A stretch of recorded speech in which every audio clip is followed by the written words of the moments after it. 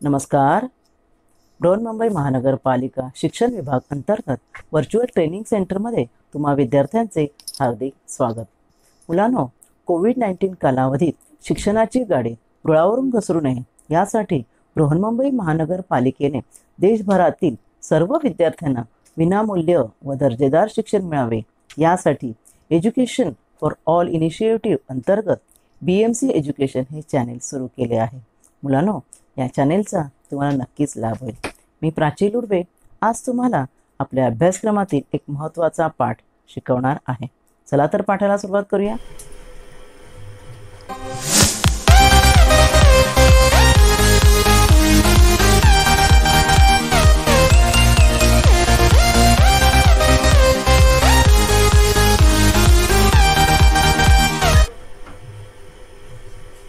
नमस्कार, मी प्राची लुडबे, तुमची virtual teacher. मुलांनो, आज आपण शिकणार आहोत पूर्व माध्यमिक शिष्यवृत्ती परीक्षा म्हणजे इयत्ता 8वी मध्ये विषय गणित. आपल्या शिष्यवृत्ती परीक्षेचा आपला आजचा विषय आहे गणित. या विषयाअंतर्गत आपला आजचा घटक आहे घटक 3 भूमिती व या घटकाअंतर्गत आपला आजचा उपघटक आहे 3.3 वर्तुळ याचा भाग 2. भाग 1 मागील व्हिडिओमध्ये आपण पाहिलं. तर भाग 1 मध्ये आपण काय पाहिलं त्याची आपण थोडीशी उजळणी करूया. पाहूया काय काय पाहिलं आपण भाग 1 मध्ये. भाग 1 मध्ये आपण वर्तुळ म्हणजे काय ते पाहिलं. वर्तुळ म्हणजे एका ठराविक बिंदूपासून समान अंतरावर असणाऱ्या बिंदूंच्या संचाला वर्तुळ म्हणतात. पहा, हे वर्तुळ आहे, समान अंतरावरील बिंदूंचा संच. आणि तो जो ठराविक बिंदू आहे जिथून आपण हा बिंदूंचा संच काढला आहे त्या ठराविक बिंदूला वर्तुळाचा केंद्र म्हणतात. तो ठराविक बिंदू म्हणजे वर्तुळाचा केंद्र आणि वर्तुळावरील कोणताही बिंदू यांना जोडणारी रेघ म्हणजे वर्तुळाची त्रिज्या, हेही आपण मागील भागात पाहिला. त्यानंतर अजून कोणता घटक पाहिला? जीवा वर्तुळाची म्हणजे कॉर्ड. वर्तुळावरील कोणतेही 2 बिंदू जोडणारी ही रेघ हिला जीवा असे म्हणतात. आता ह्या जीवा ही एक जीवा दाखवली आहे, अनेक जीवा तुम्ही काढू शकता, बरोबर ना. आणि मग त्यातली ही जी आहे ती सर्वात मोठी जीवा, तिला वर्तुळ केंद्रातून जाणारी जी आहे तिला व्यास असे म्हणतात. व्यास ही सर्वात जास्त लांबीची जीवा असते आणि वर्तुळाचा व्यास हा त्रिज्येच्या दुप्पट लांबीचा असतो. हे घटक आपण पाहिले. आणखी काय पाहिलं आपण मागच्या वेळेला? पाहूया. वर्तुळखंड, वर्तुळ कंस, वर्तुळ क्षेत्र हे घटक पाहिले. त्यातलं पहिलं पाहूया वर्तुळखंड म्हणजे काय. तर व्यास नसलेल्या जीवेमुळे वर्तुळाच्या क्षेत्राचे, वर्तुळ क्षेत्र म्हणजे वर्तुळाचा अंतर्भाग आणि वर्तुळाची कडा मिळून जो आतला भाग आहे त्याचे 2 भाग झाले बघा जीवेमुळे. हा बघा खालचा एक छोटा आणि तो वरचा, त्यांना म्हणतात वर्तुळखंड. मग आता जो छोटा जो तुम्हाला दिसत आहे मरून कलरचा त्याला लघु वर्तुळखंड म्हणतात हा. आणि हा आहे विशाल वर्तुळखंड. जर बरोबर ही जीवा बरोबर केंद्रातून गेली म्हणजे व्यासावर असेल तर 2 वर्तुळखंड समान होतील, त्यांना आपण अर्धवर्तुळखंड असे म्हणू. एकाच वर्तुळखंडात जर कोन काढले, हे पाहिलं आपण सर्व डिटेल मागच्या भागात. ह्या वर्तुळखंडात मी एक कोन काढला, समजा इथे एक काढला, इथे एक काढला, तर ते 2 एकरूप असतात. कोन कितीही काढा एकरूप असतात. अर्धा वर्तुळखंडातील कोन काटकोन असतो. हां, आणखी हे महत्त्वाचं की विशाल वर्तुळखंडामध्ये जर कोन काढला तर तो लघुकोन असतो व लघु वर्तुळखंडातील कोन विशाल कोन असतो. हे 4 महत्त्वाचे मुद्दे वर्तुळखंडाच्या बाबतीत. तर वर्तुळ क्षेत्र म्हणजे काय सांगितलंच तुम्हाला मी. तर वर्तुळाचा अंतर्भाग आणि वर्तुळाची कडा मिळून वर्तुळाचं पूर्ण क्षेत्र तयार होतं. आणि त्या क्षेत्राचेच या जीवेमुळे 2 भाग जे झाले त्याला आपण वर्तुळखंड म्हटलं. पुढे बघा वर्तुळ कंस म्हणजे काय. आज जसे जीवेमुळे 2 भाग पडले, आतल्या ज्या क्षेत्राचे 2 भाग पडले, तसे बिंदूमुळे वर्तुळाच्या कडेवरील म्हणजे वर्तुळाच्या परिघावरील जे बिंदू आहेत या ठिकाणी बघा A आणि B, तसे तिथे खाली C आहे, त्यामुळे वर्तुळाच्या कडेचे जे भाग पडलेत त्यांना म्हणायचं कंस. बांगडीचं तुम्हाला मी उदाहरण दिलं, बांगडी तुटली की कसे भाग होतात त्या वर्तुळाचे, वर्तुळाकार बांगडीचे, त्यांना वर्तुळ कंस असे म्हणतात. ह्या आकृतीमध्ये बघा, हा ए बिंदू आणि हा बी बिंदू, यामुळे दोन कंस तयार झालेत. एक ग्रीन कलरमध्ये आहे त्याला लघु कंस म्हणतात, आणि जो मोठा आहे ए सी बी ब्लॅक कलरमध्ये त्याला विशाल कंस असे म्हणतात. पण दोघांचे अंत्यबिंदू ए आणि बी हेच आहेत. मग वेगवेगळे कसं कळणार आपल्याला लघु कंस कुठला, विशाल कंस कुठला? मग त्यासाठी अजून एक ॲडिशनल एक पॉईंट द्यायचा त्यांच्यामध्ये, की ज्यामुळे आपल्याला ते क्लॅरिफाय करता येतील, वेगवेगळे सांगता येतील. फॉर एक्झाम्पल आता इथे ए डी बी हा लघु कंस आहे आणि ए सी बी हा विशाल कंस आहे. तर केंद्रीय कोन हा एक महत्त्वाचा घटक शिकलो आपण, सेंट्रल अँगल. बघा इथेच तुम्हाला मी तयार करून दाखवलं आहे. पी ह्या वर्तुळाच्या केंद्रातूनच कोन तयार झाले. पहा, कोनाचं नाव आहे, मी त्याचे कोनाचे दोन बिंदू घेतले, एक बाजू घेतली ए पी आणि एक घेतली पी सी. त्यामुळे तयार होणारा ए पी सी हा केंद्रीय कोन आहे, ज्याचा वर्तुळाचा केंद्र हा शिरोबिंदू असतो, त्याला केंद्रीय कोन म्हणतात. आता केंद्रीय कोनामध्ये सुद्धा पुन्हा दोन होणार ना, दोन भाग. एकामध्ये लघु कंस आला आहे बघा, आणि जो दुसरा मागच्या बाजूला आहे विशाल कंस आहे. मग लघु कंसाचे माप किती असतं, तर त्याच्या संगत केंद्रीय कोनाच्या मापा एवढंच असतं. समजा हा कोन 120 असेल तर या कंसाचं मापसुद्धा 120 असेल. आणि मग जो संगत विशाल कंस जो आहे मागचा, त्याचं माप किती असणार, तर पूर्ण वर्तुळाचं माप 360 असतं. त्यामुळे मी हा जो केंद्रीय कोन आहे तो आपल्याला माहीत आहे तो वजा करायचा आणि मग विशाल कंस मिळणार. एवढे घटक आपण मागच्या वेळेला पाहिले. तसे दोन एककेंद्री वर्तुळे, एकरूप वर्तुळे हे घटक पाहिले. आज आपण काय शिकणार आहोत, नवीन घटक शिकणार आहोत. आंतरलिखित कोन, आंतरखंडित कंस म्हणजे काय, आंतरलिखित कोन, इन्स्क्राइब्ड अँगल म्हणजे काय. पहा या वर्तुळावर मी 3 बिंदू घेतले आहेत, दिसत आहेत ना तुम्हाला बिंदू, आणि या वर्तुळाचा केंद्र आहे. आणि या बिंदूंना पण मी नावं दिली ए डी आणि बी. आता मी या ए डीमधून जाणारी एक किरण काढला आहे आणि डी बीमधून जाणारा एक किरण काढला आणि एक कोन तयार झाला बघा, बरोबर. आता हा जो कोन आहे त्या कोनाकडे तुम्ही नीट पाहिलं तर तुम्हाला असं दिसेल, कोनाच्या वरच्या बाजूला एक कंस आहे बघा, बरोबर. हा असं दिसतंय की हा जो मोठा विशाल कंस आहे ना ए डी बी, ह्याच्या आतमध्ये हा कोन आहे, बरोबर. आणि ह्या कोनाच्या आतमध्ये पुन्हा एक कंस आहे. हा ए डी बी विशाल कंस आहे, त्याच्या आत कोन आहे आणि परत त्या कोनाच्या आत कंस आहे. हेच दोन घटक आपल्याला इथे शिकायचे आहेत. पाहूया डिटेलमध्ये. तर केंद्र ओ असले एक वर्तुळ आहे आणि ए डी बी शिरोबिंदूचा शिरोबिंदू डी हा वर्तुळावर आहे. तर कोनाच्या डी आणि बी भुजा आहेत, ए आणि बीमध्ये छेदल्या आहेत. आणि अशा हा जो कोन जो आहे की जो एका विशाल कंसाच्या आत आहे, त्या कोनाला वर्तुळात किंवा कंसात, आपण कंसात म्हणूया सोप्या भाषेमध्ये, विशाल कंसाच्या आतमध्ये असलेला आंतरलिखित कोन असे म्हणतात, इन्स्क्राइब्ड अँगल. तो कंसाच्या आत तुम्हाला दिसत आहे म्हणून त्याला आंतरलिखित कोन असे म्हणतात. बघा हा दिसतोय तुम्हाला, आता मी ब्लॅकने केला आहे बघा. या आकृतीमध्ये कोन ए डी बी हा कंस ए डी बीच्या आत असलेला आंतरलिखित कोन आहे. कन्सेप्ट सोपा आहे, फक्त मेन मुद्दा लक्षात घ्या की विशाल कंसाच्या आत आहे, त्यामुळे तो आंतरलिखित कोन आहे. ठीक आहे. मग आता आंतरखंडित कंस म्हणजे काय, तर आत्ताच तुम्हाला तीच आकृती मी काढली आहे पहा. आणि हा आपला विशाल कंस आहे, त्याच्या आतमधल्या कोनाला आपण आंतरलिखित कोन म्हटलं. मग आता त्या कोनाच्या आतमध्ये काय आहे, आता मी हा हे केला, कलर घालवला आणि हा तुम्हाला कंस दाखवते बघा. हा जो कंस आहे तो कुठे आहे, तो कोन ए बी सी जो आहे ना आपला आंतरलिखित कोन, त्याच्या आत आहे.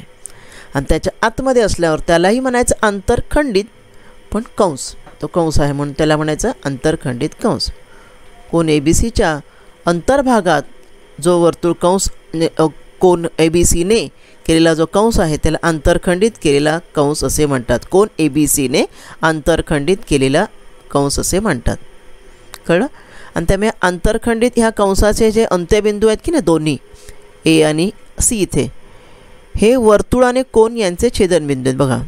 म्हणजे वर्तुळ आणि कोन ज्या ठिकाणी म्हणजे कोनाचे जे दोन बिंदू आहेत की नाही हे वर्तुळावर, तेच ह्या अंतरखंडित कंसाचे छेदनबिंदू आहेत किंवा अंत्यबिंदू आहेत.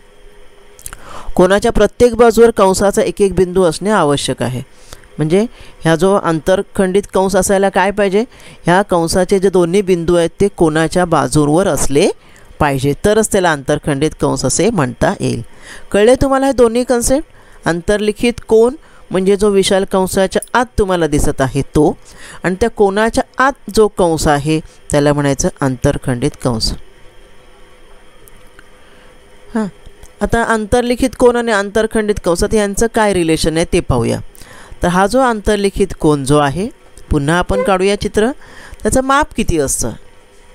अंतर्लिखित कोनाचं माप हे त्याने अंतरखंडित केलेल्या कंसाच्या मापाच्या निम्मे असते. म्हणजे हा जो कंस आहे ना BDC, त्याच्या निम्मे. केंद्रीय कोनाचं कसं असतं, केंद्रीय कोन आणि कंस समान असतात, पण अंतर्लिखित कोन आणि कंस समान नाहीत. अंतर्लिखित कोन म्हणजे हा कोन BAC जो आहे त्याचं माप किती असणार आहे, त्याच्या कंसाच्या निम्मे. म्हणजे कंस जर समजा 100 अंश असेल कंसाचं माप BDC, तर कोनाचे माप असणार 50. हे फार महत्त्वाचं आहे, लक्षात ठेवा. तर तुम्ही केंद्रीय कोनाचं आपण डोक्यात घेऊन इथे जर समान माप लिहिलं तर आपलं प्रश्नामध्ये उत्तर चुकेल. For angle BAC is equal to half of major कंस BDC. कळलं तुम्हाला? एकाच कंसात अंतर्लिखित केलेले सर्व कोन एकरूप असतात, हे एक महत्त्वाचं. आता हा जो कंस आहे त्यामध्ये अंतर्लिखित जो आपला जो कंस आहे ना अंतरखंडित कंस, हो, किंवा एकाच अंतरखंडित कंस पण एका, आणि वरचा जो BAC हा एकच मोठा जो कंस आहे त्याच्या आतमध्ये मी दोन कोन काढलेत बघा. एक कोन BAC आहे आणि एक BQC आहे, बरोबर. मग त्यांचे अंत्यबिंदू हे एकाच अंतरखंडित कंसावर आहेत बघा, आहेत ना. त्यामुळे दोन्ही कोन एकरूप असतात. पुढचं पाहूया त्यांचं वैशिष्ट्य. अर्धवर्तुळामध्ये जर अंतर्लिखित झालेला जर कोन असेल तर तो काटकोन असतो. बघा, हे अर्धवर्तुळ आहे आणि त्याच्यामध्ये मी हा अंतर्लिखित कोन काढलेला आहे. पहा आता हा जो BAC आहे ना त्याची गंमत पहा. तो ज्या विशाल कंसामध्ये आहे तो विशाल नाही आहे, अर्धवर्तुळ आहे, आणि त्याच्या आतमध्ये असलेलं जे आहे ते सुद्धा अर्धवर्तुळ आहे, बरोबर. आणि त्यामुळे हा जो कोन आहे तो निम्मे ना, ह्या कंसाच्या निम्मे ना, हा 180 आहे निम्म, आणि त्यामुळे 180च्या निम्मे इथे होणार 90. म्हणून अर्धवर्तुळातील कोन काटकोन असतो. आता पुढे चक्रीय चौकोन म्हणजे काय, सायक्लिक क्वाड्रिलॅटरल म्हणजे काय. जेव्हा एखाद्या चौकोनाचे चारही शिरोबिंदू, पहा या ठिकाणी काढलेत मी, ABCD हे बिंदू काढलेत वर्तुळावर, आणि त्यापासून एक चौकोन तयार होते. पहा, होते ना चौकोन. तुम्हाला आठवत असेल मागील भागात आपण शिकलो होतो विशाल वर्तुळखंडातील कोन आणि लघु वर्तुळखंडातील कोन यांचे अंत्यबिंदू जेव्हा एकमेका सारखेच असतात तेव्हा त्यांच्या समोरासमोरील कोन पूरक असतात. तशीच आकृती आहे. AC 2 पूरक असणार, BD 2 पूरक असणार, आणि त्यांच्यापासून तयार झालेला हा चौकोन जो आहे त्याला चक्रीय चौकोन म्हणतात. चौकोनाचे चारही शिरोबिंदू जेव्हा एकाच वर्तुळावर असतात तेव्हा त्याला चक्रीय चौकोन म्हणतात, सायक्लिक क्वाड्रिलॅटरल. ठीक आहे. मग आता सायक्लिक हा ABCD हा सायक्लिक क्वाड्रिलॅटरल आहे, चक्रीय चौकोन आहे. मग त्याच्या कोनांबाबत काय वैशिष्ट्य पाहूया. सायक्लिक क्वाड्रिलॅटरल जो आहे त्याचे सम्मुख कोन परस्परांचे पूरक कोन असतात. म्हणजे त्याचे जे कोन आहेत चार, त्याचे सम्मुख कोन म्हणजे A आणि C यांची बेरीज 180 असेल, तसेच B आणि D यांची बेरीज 180, एकूण किती 360 पाहिजे दाखवले मी. चौकोन ABCD हा चक्रीय चौकोन आहे, बरोबर. मग B अधिक D ची बेरीज किती असणार आहे 180 अंश, आणि कोन A अधिक C यांची बेरीज असणार आहे 180 अंश. आता पुढचा नवीन घटक आहे वर्तुळाच्या जीवेचे गुणधर्म. वर्तुळ केंद्र आणि जीवा यातील अंतर म्हणजे काय. ही आकृती पाहता, ह्या आकृतीमध्ये काय दाखवलं आहे, वर्तुळ आहे, एक जीवा आहे, आणि केंद्रातून मी एक लंब टाकला आहे जीवेवर, दिसतोय तुम्हाला. OM हा लंब आहे, त्रिज्या नाही आहे, कारण त्रिज्या ही इथपर्यंत पोचली पाहिजे ना वर्तुळापर्यंत. हा लंब या लंबाची लांबी म्हणजेच काय, तर बिंदू ओचे जिवेपासूनचे अंतर, बरोबर ना. ह्या जिवेपासून हा ओ बिंदू किती अंतरावर आहे, ते अंतर म्हणजे हे OM, आणि हे OM हे लंब अंतर असणार आहे. मग या ठिकाणी लिहिलं आहे वाक्य, वर्तुळाच्या केंद्रातून जिवेवर आपण जो लंब टाकला आहे तो लंब म्हणजेच वर्तुळ केंद्र आणि जिवा यांच्यातील अंतर, ते लंब अंतर आहे. लंबांतर म्हणतो ना आपण, म्हणजे हे अंतर तुम्ही वाकडं तिकडं काढायचं नाही, लंबच काढायचं आहे. तर ह्या लंब अंतराबद्दल काही गुणधर्म आहेत, पाहूया. वर्तुळ केंद्र व जिवा यांच्याशी संबंधित काही गुणधर्म.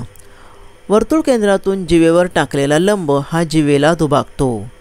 आता हा जो लंब जो आहे इथे OB दाखवला आहे पहा मी, आणि तो ह्या जिवेवर पडतो आहे, बरोबर ना. AC जिवा आहे, आणि हा एक तर लंब तर आहेच, शिवाय तो जिवेला दुभागतो, म्हणजे जिवेचे 2 समान भाग करतो.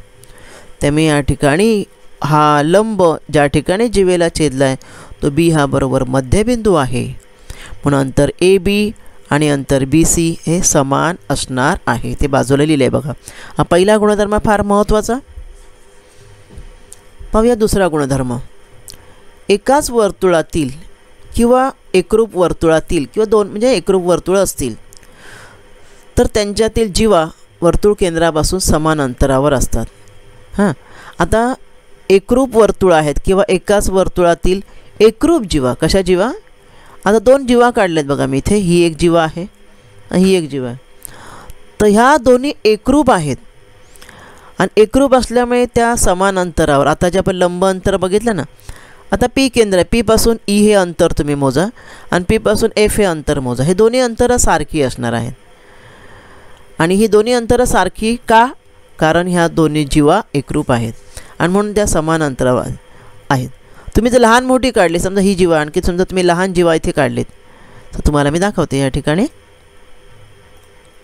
समजा तुम्ही जिवा इथे काढली समजा, तर ही असेल का तेवढं समान अंतरावर, बघा इथून हे अंतर एवढं आहे, ठीक आहे.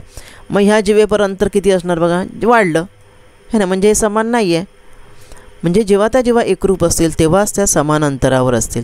हे दुसरं चित्र दाखवलं बघा. AB आणि PQ जिवा आहेत, O केंद्र आहे, O पासून M हे अंतर जेवढं आहे तेवढंच O पासून A ने आहे. का समान आहे अंतर, कारण दोन्ही जिवा एकरूप आहेत. हा झाला दुसरा गुणधर्म, जिवा वर्तुळ केंद्र व जिवा यांच्याशी संबंधित. पाहूया अजून एक गुणधर्म. O हा वर्तुळाचा केंद्र असेल आणि AB ही जिवा असेल, हा वर्तुळाचा केंद्र आहे, आणि जर AB ही जिवा असेल तर कोन AOB हा जिवेने केलेला केंद्राशी केलेला कोन आहे. ज्याला आपण केंद्रीय कोन म्हटलं ना, तर जिवा ही जो कोन करते तो केंद्रीय कोन म्हटला तरी चालेल. समजलं तुम्हाला? हे बघा, हा आहे केंद्रीय कोन. अजून काय गुणधर्म आहे, एकाच वर्तुळातील एकरूप जिवा वर्तुळ केंद्राशी एकरूप कोन करणार. आता तुम्हाला केंद्रीय कोन म्हणजे कळलं. आता एकरूप जिवा जर असतील त्या समान कोन करणार. पहा आता ही जिवा आहे AB, ठीक आहे, तिने केलेला केंद्रीय कोन हा आहे, केंद्राशी केलेला कोन AOB. आणि दुसरी जिवा ही आहे PQ, तिने केलेला कोन आहे POQ. पण दोन्ही जिवा जर एकरूप असतील तर त्या दोघांनी केंद्राशी केलेले कोन हे समान असणार आहेत किंवा एकरूप असणार आहेत. कळलं तुम्हाला? आता पाहूया वर्तुळाचं परिघ आणि क्षेत्रफळ म्हणजे काय. परिघ म्हणजे काय, वर्तुळाच्या बाह्यकडेची लांबी, लेंथ ऑफ बाउंड्री, बरोबर ना. ही जी बाउंड्री आहे वर्तुळाची, जी आपण पट्टीने मोजू शकत नाही, दोऱ्याने मोजू शकता. मग एका टोकाला दोरा धरून दुसऱ्या टोकापर्यंत दोरा आपण नेला तर ते आपल्याला जशी बांगडी मोजता येईल तसं वर्तुळ पण मोजता येईल, आणि मग तो दोरा सरळ करायचा, बरोबर. ती झाली वर्तुळाच्या बाह्यकडेची लांबी, आणि त्याला म्हणतात वर्तुळाचा परिघ. ठीक आहे, मग या चित्रात दाखवलं आहे. परिघला इंग्रजी शब्द आहे सर्कम्फेरन्स. मग आता परिघ आणि व्यास यांच्यामध्ये काय संबंध आहे, तर वर्तुळाचा परिघ भागिले व्यास यांचं गुणोत्तर नेहमी समान असतं. कुठलीही तुम्ही आकृती घ्या, त्या आकृतीचं परिघ मोजा दोऱ्याने आणि व्यास मोजा आणि त्यांचा भागाकार करा, तर भागाकार पाय येणार. पाय ही एक स्थिर संख्या आहे, तिची किंमत 22/7 असते. यात 22/7ला तुम्ही भाग दिलात तर येणार 3.14. किती येणार आहे? 3.14 पहा या ठिकाणी पायची किंमत तुम्हाला मी कळायला पाहिजे. 22/7 7ने भाग दिला 7 त्रिक 21 एक उरला. आता एक जो उरला त्याच्यावर घ्यायला संख्या नाही आहे, आपण बाहेरून शून्य घेणार म्हणून दशांश चिन्ह. 10 आले, 10 उरले ना. 7 एके 7 7 एके 7 भाग लावला 8 9 10 3 उरले. 7 चोक 28 पुन्हा 2 उरले. बघा या संख्येला पूर्ण भाग नाही लागत, त्यामुळे पुढे भाग लागतच राहणार, पण आपण 3.14 पर्यंतच भाग लावायचा आणि ही पायची किंमत असते उदाहरणं सोडवताना वापरायची. 22/7 किंवा 22ला 7ने भाग लागल्यावर येणारा भागाकार 3.14. तर परिघ आणि व्यास यांचं गुणोत्तर हे अशा प्रकारे किती आहे? परिघ आणि व्यासाचा गुणोत्तर पाय आहे. हां, मग आता हे जे पाय आहे त्या पायची किंमत लिहिली आपण. आता व्यासाची बाजू बदलूया. व्यासाची बाजू बदलायला का होणार? भागिले व्यास आहे ना, गुणिले व्यास झाला बघा. म्हणजे व्यास गुणिले पाय हे झालं परिघाचं सूत्र. एखाद्या वर्तुळाचं परिघ काढायचं असेल तर व्यास गुणिले पाय. हां, परंतु व्यास हा त्रिज्येच्या दुप्पट असतो. आपण मगाशी म्हटलं व्यास है ना, इथे लिहिलं बघा मी परिघाचं सूत्र लिहिलं. परिघ सर्कम्फरन्स C बरोबर पाय गुणिले डी. डी म्हणजे व्यास. परंतु व्यास हा त्रिज्येच्या दुप्पट असतो, म्हणजे डी बरोबर 2 × r. मग तेच डीच्या ठिकाणी 2 × r घातलं तर सूत्र काय येणार आहे? C बरोबर 2πr. त्रिज्येचं परिघाचं सूत्र ज्याते C म्हणजे परिघ आहे, डी म्हणजे व्यास आहे आणि r म्हणजे त्रिज्य आहे. मुलांनो लक्षात ठेवा, वर्तुळाच्या परिघाचं सूत्र आहे C बरोबर 2πr. ठीक आहे. आता पाहूया वर्तुळाचं क्षेत्रफळ म्हणजे काय? क्षेत्रफळ म्हणजे काय? परिघाने मर्यादित केलेलं, जे आपण वर्तुळ क्षेत्र म्हटलं की ना आपण, तर हे जे वर्तुळाचं क्षेत्र आहे ते मोजायचं. आतलं पिवळ्या रंगाचं त्याला म्हणायचं वर्तुळाचं क्षेत्रफळ. क्षेत्र मोजणे आतलं. आपण वर्तुळ क्षेत्र म्हणजे शिकलो, तर ते क्षेत्र मोजणे म्हणजे क्षेत्रफळ.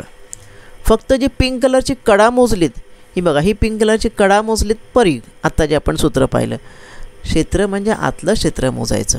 मग त्यासाठी सूत्र आहे πr². इथे पण पाय आले बघा, जिथे पाय म्हणजे 22/7, r म्हणजे त्रिज्या.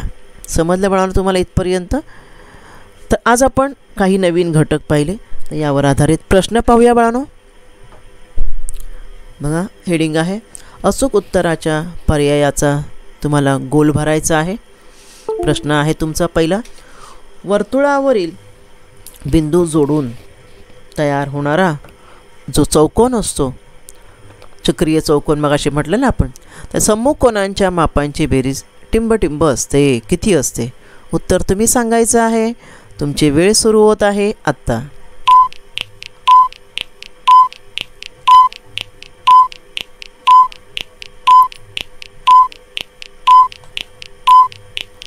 वेळ संपलेली आहे. उत्तर तुम्ही सांगायचं आहे. मगाशी आपण पाहिलं पूरक कोन असतात, सम्मुख कोन, बरोबर ना? त्यामुळे उत्तर आहे पर्याय क्रमांक 1. वर्तुळाचे परिघ आणि व्यास यांचे गुणोत्तर आत्ताच आपण पाहिलं. किती असते गुणोत्तर परिघ आणि व्यासाचे? तर 2 पर्याय दिले आहेत मी तुम्हाला. 2 पर्यायी प्रश्न असतात 8वीच्या मुलांना, त्यामुळे हा प्रश्न मी दिलेला आहे. तुम्ही उत्तर शोधायचं आहे 4 पैकी. तुमची वेळ सुरू होत आहे आत्ता.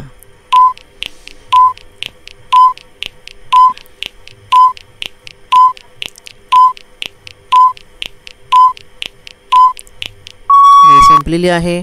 बघा मगाशीच सांगितलं तुम्हाला, ही पायची किंमत परिघ आणि व्यास यांचं गुणोत्तर पाय असते, बरोबर ना? मग पायची किंमत किती? 22/7. मग 22/7लाच भाग देऊन किती येतं? तो कुठला पर्याय असेल त्यातला? विचार केलात का तुम्ही? उत्तर आहे पर्याय क्रमांक 1 आणि 3. कारण 22/7ची किंमत भाग दिल्यावर 3.14 येते. 2 वर्तुळ आहेत, त्यांच्या परिघांचं गुणोत्तर आहे 5/3. तर त्यांच्या क्षेत्रफळांचं गुणोत्तर किती? तुम्हाला वेळ देत आहे. तुमची वेळ सुरू होत आहे आत्ता.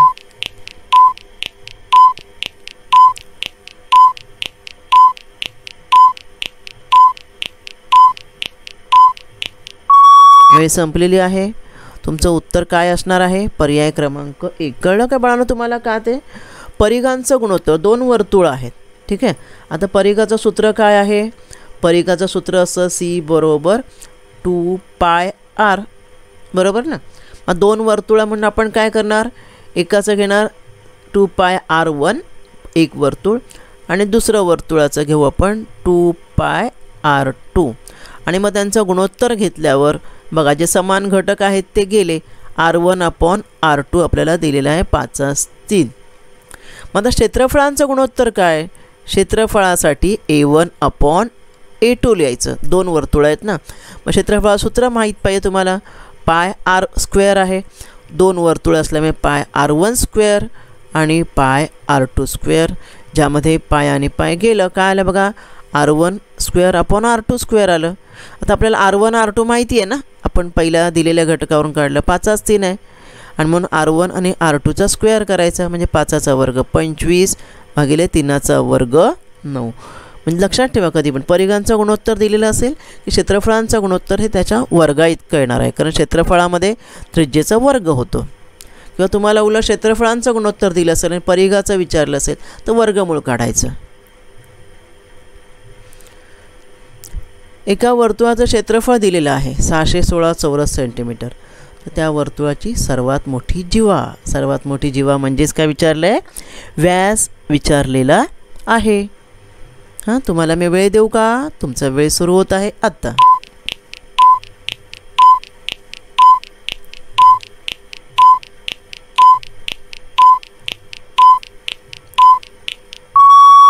वेळ संपलेले आहे तुमचे मुलांनो. पहा आपण सोडवूया. हे क्षेत्रफळ वर्तुळाचे a बरोबर पाय r स्क्वेअर हे सूत्र आहे ना. आता क्षेत्रफळ आपल्याला दिलेलं आहे 616 बरोबर. पायची किंमत किती 2207 गुणिले rचा वर्ग. आता काय करायचं आहे 2207ची बाजू बदलायची. rचा वर्ग बरोबर 616 गुणिले 2207ची बाजू बदलली आहे लक्षात ठेवा. आपण लिहिण्यास सोयीसाठी आपण r स्क्वेअर इथे लिहिलं आहे. तर बाजू बदलल्यावर अपूर्णांक असला की व्यस्त होतो. ठीक आहे. मग आता आपण भाग लावूया ह्याला. 11 दुने 22 11 पाची 55 आणि हे किती आहेत 61 आहेत ना. 55 6 राहिले 11 सक 66. पुन्हा 2ने भाग देऊया इथे. 2 दुने 4 2 8 16 म्हणजे किती आलं आपल्याला बघा 28 गुणिले 7 आलं. तर 28 गुणिले 7 आलं. गुणाकार करायची गरज नाही. आपण काय करूया आपल्याला वर्गमूळ काढायचं आहे. परत गुणाकार केला की परत आपण काय आपण विचार करू कुठली मोठी संख्या आता तिचं काय असेल वर्गमूळ. म्हणून आपण 28च अवयव पाडू. 7 चोक 28 आणि हा आपला 7 आहेच. ठीक आहे. मग आता बघा बरं इथे 7 गुणिले 7 7 7 49 गुणिले 4 आलं आपल्याला rचा वर्ग. म्हणून r काय त्या 49 गुणिले 4चं वर्गमूळ की जे आता आपल्याला काढायला सोपं आहे. म्हणजे 49चं वर्गमूळ 7 आणि 4चं 2 म्हणजे r आलं 7 दुने 14 है ना. पण आपल्याला विचारलं काय r म्हणजे त्रिज्या आले. आपल्याला विचारलं आहे सर्वात मोठी जीवा किती त्या वर्तुळाचे म्हणजे व्यास विचारलं आहे. मग आपण त्या त्रिज्येचा डबल करायचं 14च्या. 14 दुने काय येणार आपलं उत्तर जे आहे पर्याय क्रमांक 2 28. समजलं तुम्हाला. पाहूया पुढचा प्रश्न. चक्रीय चौकोन आहे त्याच्या सम्मुख कोनांची मापं दिलेली आहेत 3x आणि 7x. तर त्या कोनांची मापे सांगा काय आहेत ते. तुमची वेळ सुरू होत आहे आत्ता.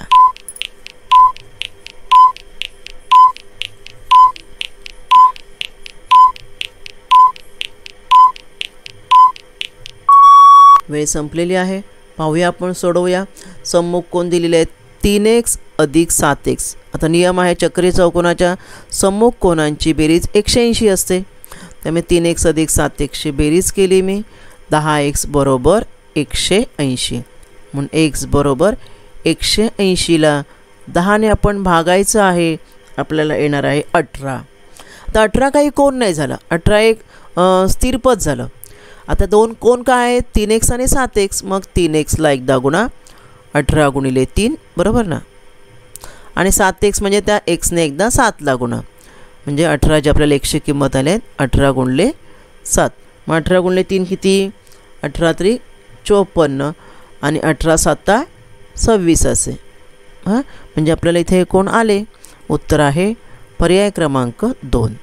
अशा प्रकारे व्यवस्थित तुम्ही बाळांनो सोडवायचं आहे, प्रश्न नीट वाचायचा आहे, कन्सेप्ट काय आहे तो समजून घ्यायचा आहे.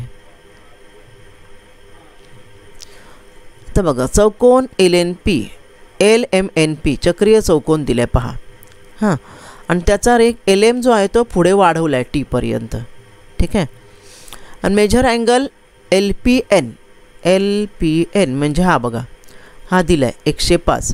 तर मेजर अँगल NMT काढायचा आहे. NMT म्हणजे कोणता? हा पहा जो हा बाहेर आहे ना म्हणजे बाह्यकोन तो काढायचा आहे. तर काय असेल आताच आपण चक्रीय चौकोनाचं वैशिष्ट्य पाहिलं. हां, मग त्यावरून थोडासा तुम्ही विचार केला तर तुम्हाला उत्तर मिळेल. विचार करा बरं. तुम्हाला विचार करायला मी आता वेळ देत आहे.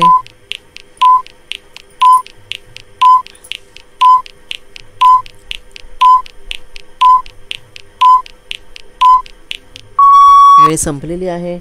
पहा आपण मगाशीच पाहिलं की चक्रीय चौकोनाचे सम्मुख कोन पूरक असतात. त्यामुळे ह्या पीचा हा पूरक कोन झाला बरोबर.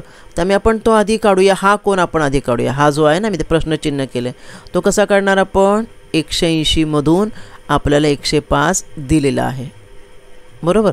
मग किती येणार? 10तनं 5 गेले, 5 राहिले, 8तून 1 गेला, 7 राहिला आणि 0. आता हा आला कोण? 75. हा कोण आला? 75. आता हा जो बाहेरचा बाह्यकोन जो आहे तो आणि हा आहे दोघं रेषीय जोडतील कोण आहेत बघा. ही मध्ये त्यांची रेषा आहे ना. जेव्हा एका रेषेत असणाऱ्या कोणाला रेषीय जोडतील कोन म्हणतात. आपण कोनमध्ये शिकलो. मग परत रेषीय जोडीतील कोणांची बेरीज 180 अंश असते.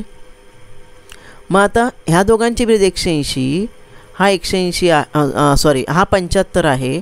मग 180तून परत 75 वजा करा म्हणजे किती येणार आहे? परत तुम्हाला 105च येणार आहे बरोबर ना. त्यामुळे उत्तर काय आहे? पर्याय क्रमांक 2. अगदी सोपा प्रश्न होता. हा चौरस आहे. त्याची परिमिती दिलेली आहे 60. चौरसाची परिमिती तुम्हाला दिलेली आहे 60. तर त्या चौरसाला आतून स्पर्श करणाऱ्या वर्तुळाची त्रिज्या किती? तर तुम्हाला मी पर्याय दिलेत पहा. थोडा विचार करा. तुम्हाला विचार करायला मी आता वेळ देत आहे.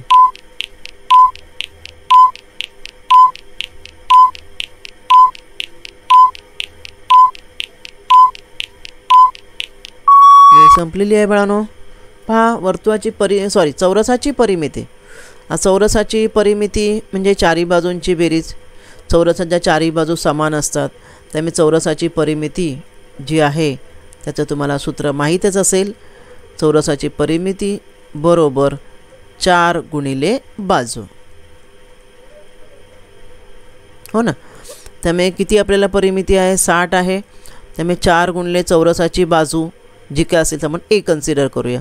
म्हणून A बरोबर काय येणार? 4ने भागायचं 60ला. म्हणून A बरोबर 60ला 4ने भागलं 15 चौक 60 बरोबर. म्हणजे आपल्याला ह्या चौरसाच्या बाजू आल्या. किती आल्या? सर्व बाजू समान 15 आली बरोबर. आता ही जी चौरसाची बाजू आहे तीच ह्या आपल्या आतल्या वर्तुळाचा व्यास आहे. पहा बरं आहे की नाही. समांतर बाजू ना, समांतर बाजू आहेत त्या सर्व समान मापाच्या आहेत. मग वर्तुळाचा व्यास आहे तो आपला PQ. किती आहे व्यास? 15. हां, मग ह्या चौरसाला आतून जे स्पर्श करणारं वर्तुळ आहे त्रिज्या किती असणार त्याची? मग त्रिज्या बरोबर 15 भागिले 2. 15ला भागा. 2 14चे 4. 14 7 हातचा आला 1. एकावर 0 घेतलं दशांश 0. 2 पंची 10. म्हणजे याला उत्तर काय आलेलं आहे? 7.5 सेंटीमीटर. पर्याय क्रमांक 3.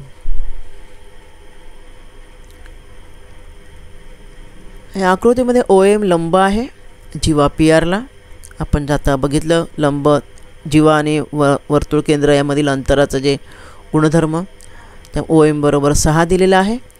PR बरोबर 16 दिलेला आहे. आणि वर्तुळाची त्रिज्या काढायला सांगितलेली आहे. तर सोडवूया आपण हा प्रश्न. OM किती दिलेला आहे? OM दिलेला आहे 6. PR दिलेला आहे 16. आता आपला नियम काय की हे जे लंब अंतर जे आहे ते लंब अंतर काय करते किंवा हा बिंदू काय करतो? हा टाकलेला लंब जीवेला दुभागतो. मग जेव्हा PR जे आहे ती होणार 8 8. इथे हा पण त्रिकोण आपल्याला विचारलं आहे त्रिज्या. ही OR आहे त्रिज्या.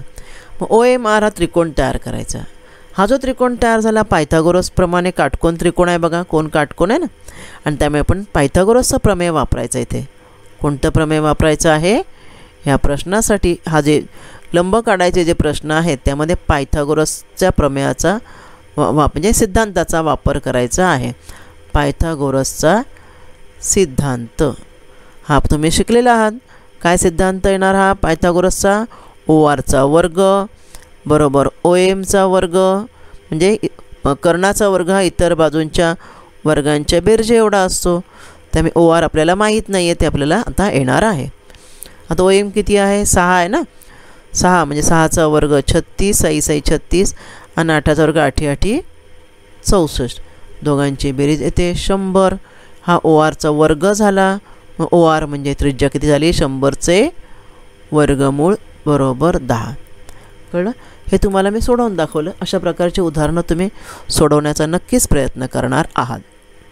त्यामुळे उत्तर कोणतं आहे? तुमची वेळ सुरू होत आहे आता.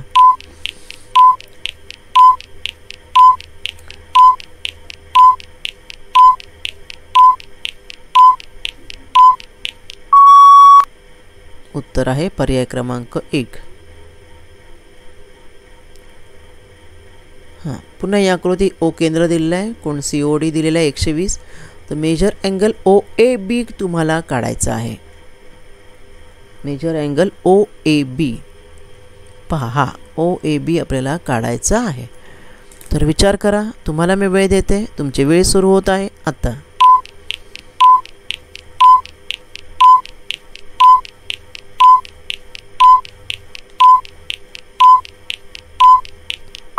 संपलेली आहे बाळांनो.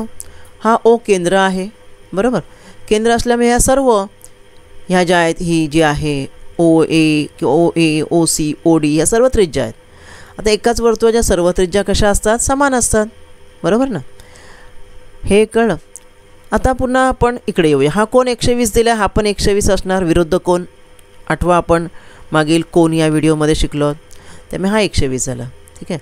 आता हा जो खालचा त्रिकोण आहे OAB, ह्या त्रिकोणाचे बघा प्रकार आहेत बाजूवरून.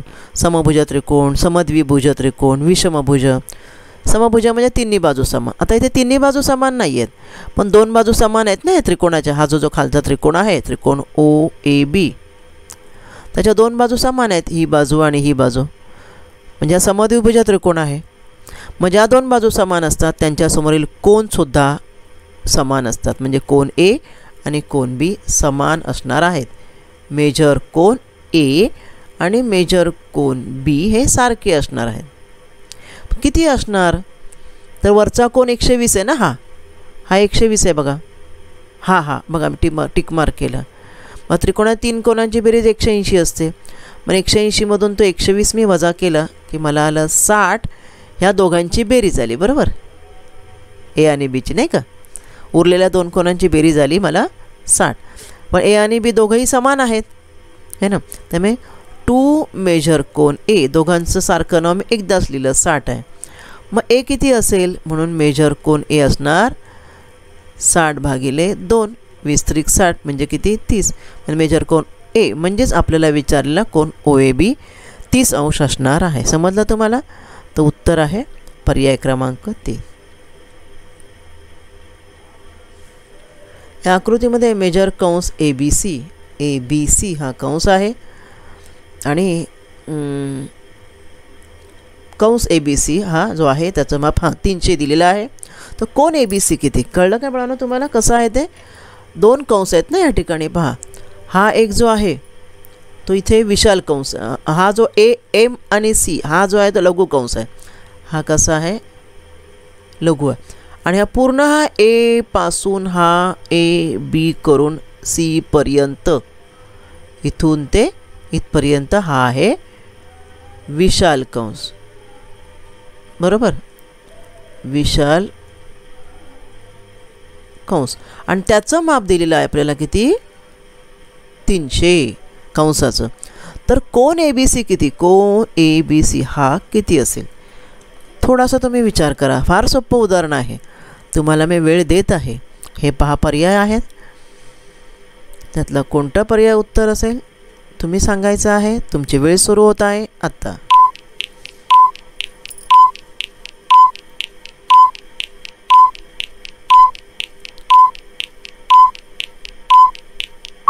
उत्तर सुचलं का तुम्हाला? काय उत्तर असेल सांगा बरं. विशाल कंस दिलेला आहे. वर्तुळाच्या पूर्ण कंसाचं माप किती असतं? पूर्ण वर्तुळाचं माप 360 असतं ना. मग हा जर एवढा 300 आहे तर मग हा विशाल कंस मधून 360मधून वजा करून लघु कंस काढायचा आधी आपण.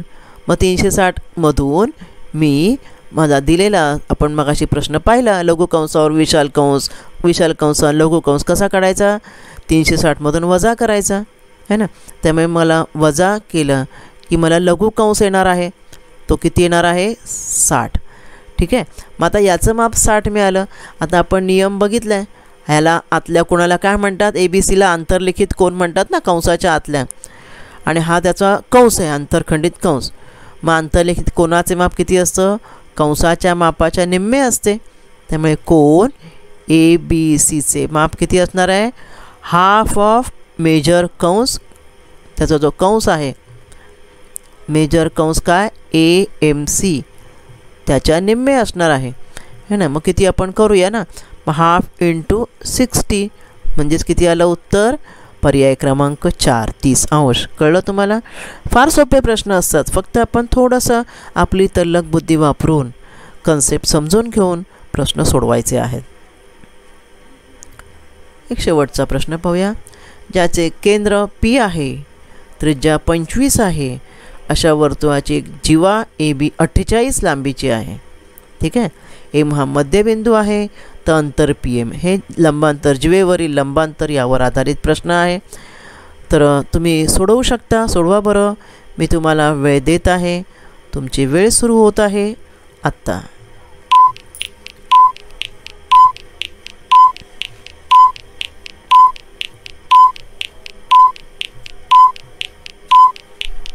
संपलेली आहे. मुलांनो, पायथागोरसचं प्रमेय वापरायचं तुम्हाला मी मगाशीच सांगितलं, बरोबर ना.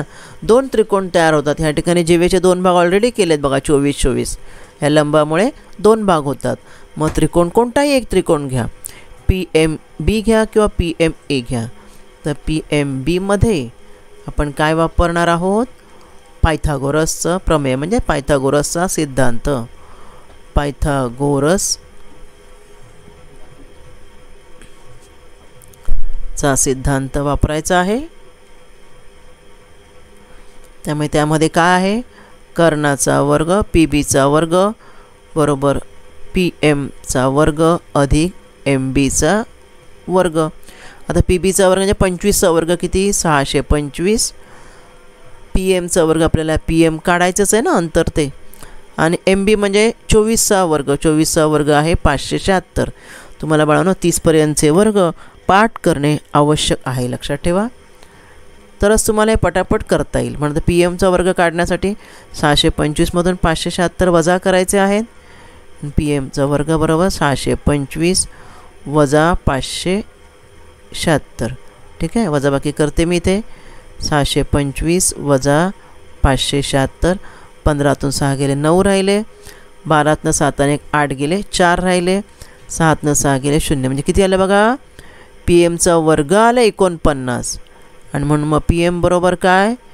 49चे वर्गमूळ काढायचं की जे आहे 7. म्हणजे आपलं उत्तर आहे पर्याय क्रमांक 4. समजलं तुम्हाला? अशा प्रकारे आज आपण वर्तुळासंबंधित अजून जे काही घटक होते ते आपण पाहिले. त्यावर आधारित प्रश्न सोडवलेले आहेत. म्हणून अजूनही प्रश्न तुम्ही पुस्तकाचा वापर करून सोडवू शकता. तर आजच्या भागामध्ये आज आपण इथेच थांबणार आहोत. धन्यवाद.